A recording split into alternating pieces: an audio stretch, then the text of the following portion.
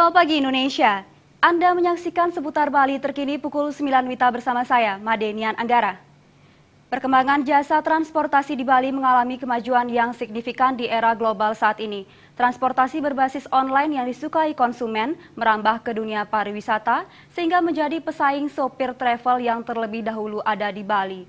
Persatuan Sopir Travel di Bali menginginkan persaingan yang dianggapnya tidak sehat agar cepat terselesaikan terkait momentum Pilkada 2018. Pihaknya mengharapkan pemimpin Bali ke depan harus peka dan memberikan solusi bagi polemik tersebut. Hal tersebut disampaikan oleh pelaku pariwisata yang juga Ketua United Bali Driver UBD Yogi Ananta Wijaya. Pihaknya menyampaikan polemik ini akan terhenti apabila diberikan solusi cerdas oleh pemimpin Bali. Aksi demo sopir angkutan konvensional yang sampai menimbulkan kekerasan dipicu persaingan yang tidak sehat dan masalah tarif. Pihaknya menginginkan polemik ini diselesaikan dengan garis tengah sehingga angkutan berbasis online dan konvensional mendapatkan keuntungan yang sama rata, tidak hanya menguntungkan salah satu pihak. Yogi juga mengatakan, beda halnya dengan transportasi online yang hanya bermodal aplikasi di smartphone, pihaknya bersama sopir travel lainnya sudah memantapkan diri sebagai penyedia jasa transportasi dengan sertifikasi. Sertifikasi diperoleh melalui pelatihan-pelatihan hasil kerjasama dengan instansi pemerintah terkait seperti Dinas Pariwisata, Dinas Kebudayaan, Dinas Perhubungan, dan dinas terkait lainnya.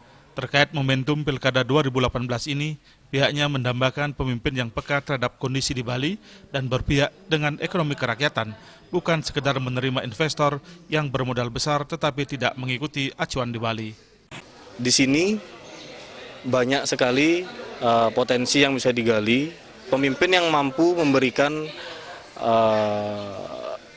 kontribusi terhadap masyarakat lokal dan berani menolak investor-investor asing yang berpotensi merugikan atau merusak adat dan budaya Bali. Harapan kami ke depannya pemimpin Bali yang terpilih adalah pemimpin yang mampu berjuang untuk ekonomi kerakyatan dan kemajuan masyarakat di Bali pada umumnya.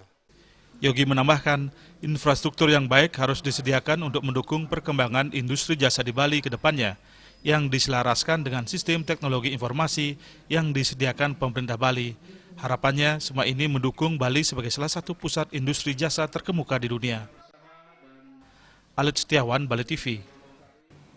Nantikan seputar Bali terkini 1 jam mendatang. Selamat pagi dan sampai jumpa.